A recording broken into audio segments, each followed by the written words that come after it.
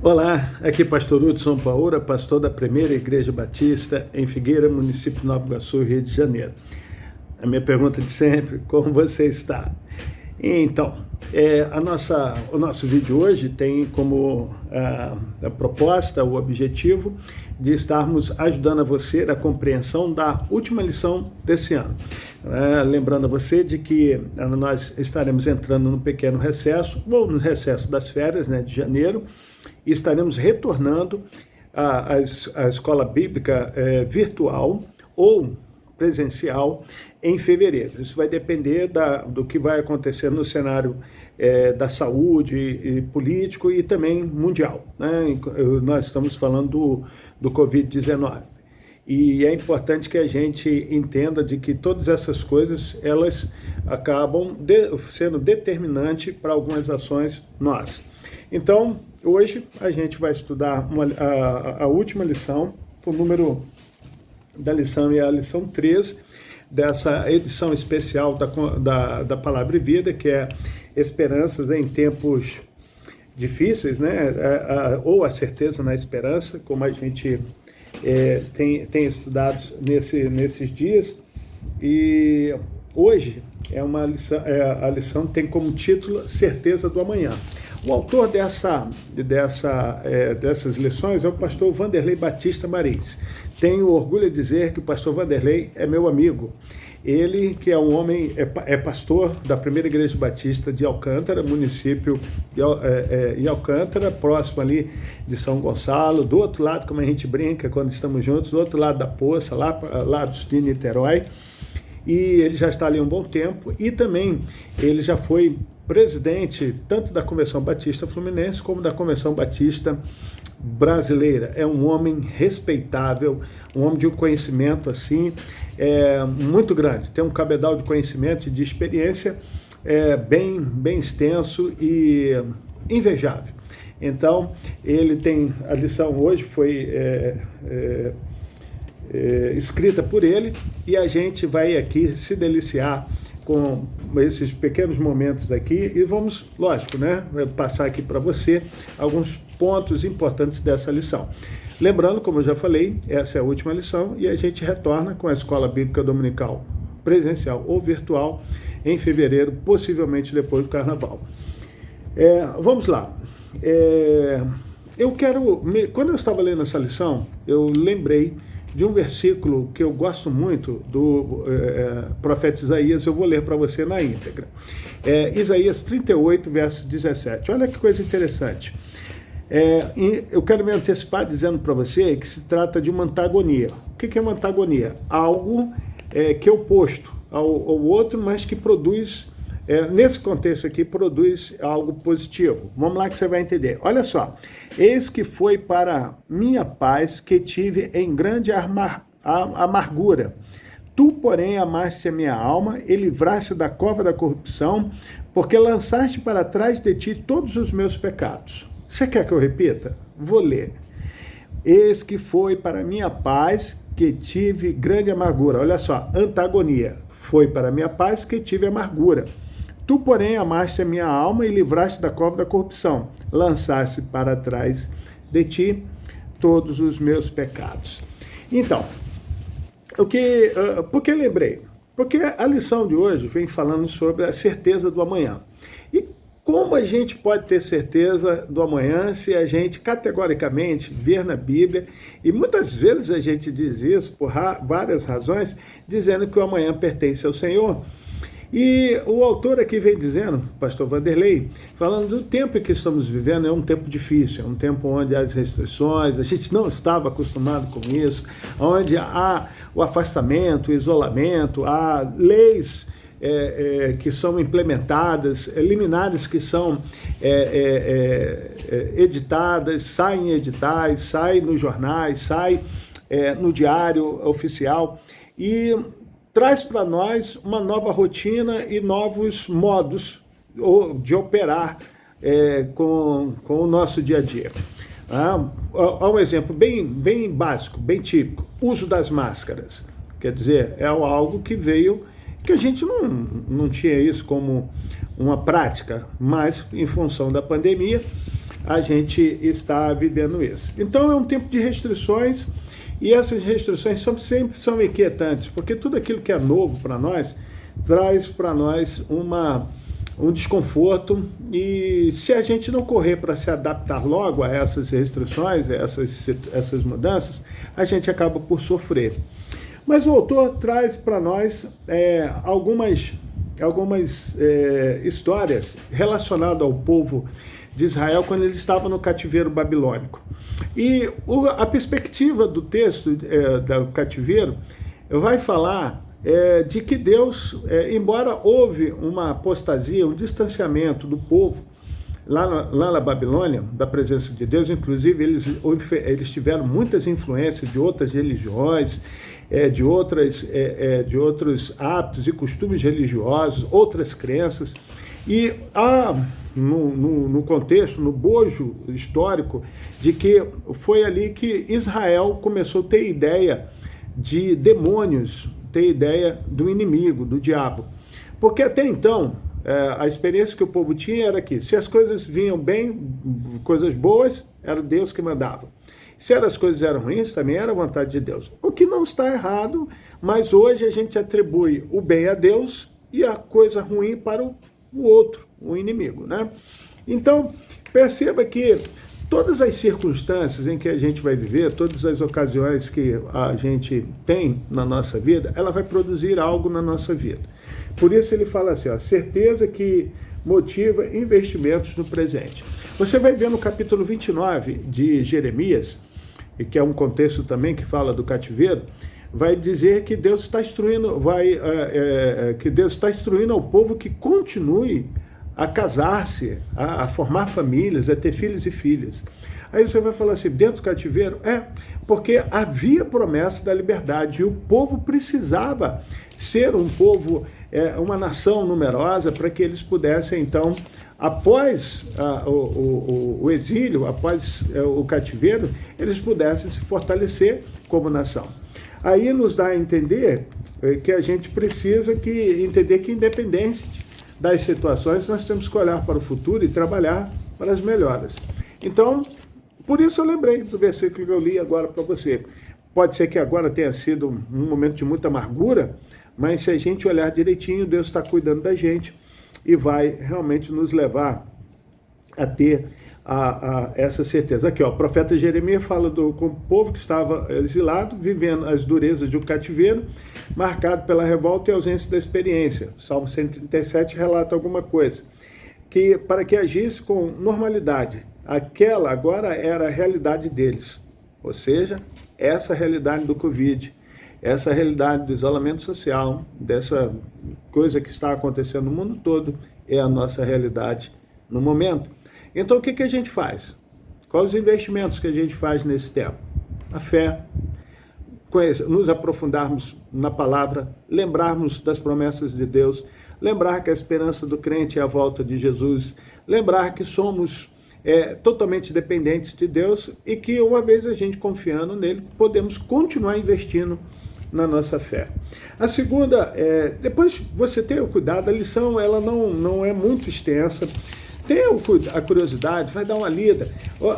As leituras diárias são importantes também, vai em Isaías 46, de 3 a 13, Salmos 130, de 1 a 8, Salmos 31, de 14 a 24, Salmo 40, eu esperei com paciência no Senhor, de 1 a 5, Romanos 12, que vai falar para a gente não se conformar com este mundo, mas ela também tem uma outra proposta, do 9 a 21. Ao Timóteo, né, que no caso, segunda carta, do capítulo 1 até o verso, de capítulo 1, do verso 7 ao 12, e Apocalipse 21, que com certeza está lá, se não me falha a memória, vai falar sobre os novos céus e a nova terra, ou seja, vai falar da esperança futura nossa de morar no céu. Deixa eu confirmar isso aqui para você rapidinho.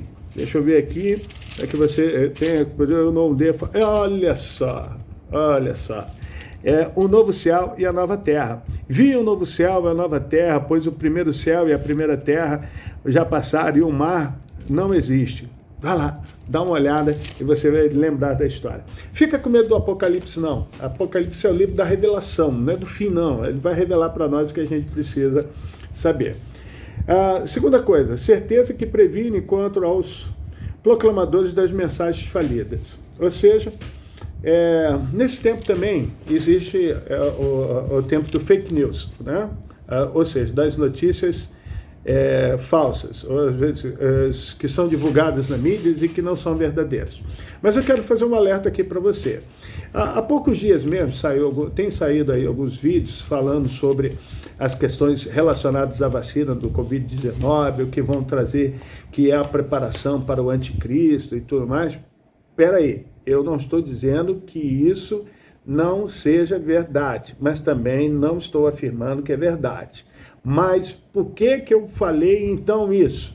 Para você saber de que nós precisamos agora, ainda mais do que nunca, examinarmos a Bíblia, as Escrituras Sagradas, para que a gente possa fazer o exercício que Paulo nos recomendou. Aí você fala assim, pastor, qual foi o exercício que Paulo nos recomendou? Examinar tudo e reter o que é bom.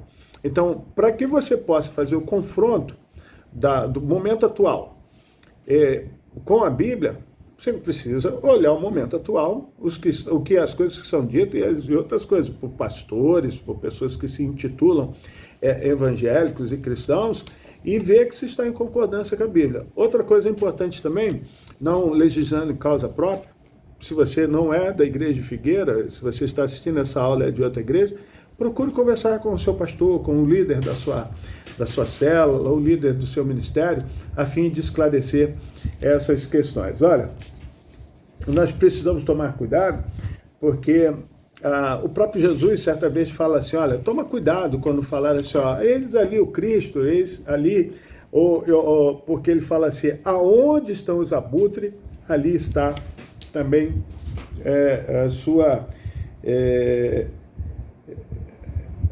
a morte, né? Está concentrada a morte. Palavras de Jesus. Então aqui, nós temos também aqui a mensagem do falso profeta, parece ser verdadeira. Uma coisa que eu achei aqui, ó. É atraente e agradável. Ardiloso o inimigo, né? Eu vou ler esse pedacinho para você. É cheia de aparência de esperança, mas não passa de uma cilada. Veneno para a alma e deformação da fé. Você pode ver essa referência em Jeremias 23, 32. Foi por isso que o Senhor preveniu o povo quando o perigo das coisas fáceis, por parte de alguns que se levantaram para contrapor a vontade de Deus, anunciada pelo profeta. Então, olha, a gente precisa conhecer a verdade para ser liberto, mas conhecer a verdade também para confrontar as mentiras, os fake news, as coisas que são faladas contra a palavra de Deus e que são faladas também e que a intenção é um engano. Outra coisa que é importante a gente lembrar nessa lição é a certeza que conscientiza em nos firmarmos no Deus da promessa. Olha, eu já falei em outras lições, em outros momentos, que a nossa mensagem precisa ser cristocêntrica, ou seja, a mensagem nunca pode não revelar a pessoa de Jesus. Ela sempre tem que focar na pessoa de Jesus. Por quê, pastor? Porque a esperança do cristão é a volta de Jesus. A certeza do amanhã está firmada nessa volta. Então, quando a gente... É o segundo advento, né? Porque Jesus já esteve, daqui mais alguns dias nós vamos comemorar o Natal e vamos lembrar do seu nascimento, aquela história linda, bela, e que faz a gente chorar, e que faz a gente rir, que faz a gente pular de alegria, mas também que deve nos remeter à responsabilidade dos fatos e dos acontecimentos presentes. Então, é importante que a gente esteja certo de que as promessas de Deus se cumprirão, por mais que ela possa parecer tardia. É importante que a gente veja o seguinte, aqui ó, os que edificam sua vida firmados nas promessas do Senhor nunca terão seus sonhos frustrados. Deus via a angústia do seu povo e estamos certos de que sim, mas o objetivo era disciplinar e não destruir.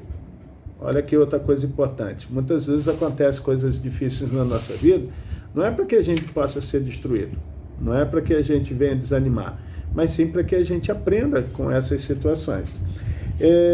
Aqui também vai falar dessa questão aqui, ó. Não somos tão diferentes do povo do Senhor no passado. Também temos pecado, andamos por caminhos tortuosos e algumas vezes até distantes do Senhor. É certo que também fomos disciplinados por Ele, mas temos a certeza de que somos filhos e, como tais, somos herdeiros de suas promessas. Ou seja, não deixe de lado a promessa, a certeza, a promessa e a lembrança dessa promessa. E eu quero aqui, porque o nosso intuito aqui não é ler toda a lição, e sim dar a você alguns lampejos, ou seja, algumas ideias acerca do que a lição nos instrui. Procure, ela está em download nas nossas redes sociais. E se você por acaso não tiver a mão, é só você solicitar no grupo da igreja, que a pastora Gilmar, ou eu, ou a secretaria vai disponibilizar para você. Aliás, eu vou até pedir já para disponibilizar, que se houver alguma dificuldade, você olha lá. Então, olha, para a gente concluir, para pensar, diz o seguinte: em tempos de restrições, o melhor caminho é revisar as práticas da vida, manter a esperança e assumir um novo compromisso com o Senhor. Segunda coisa, o momento está difícil, não desanime, não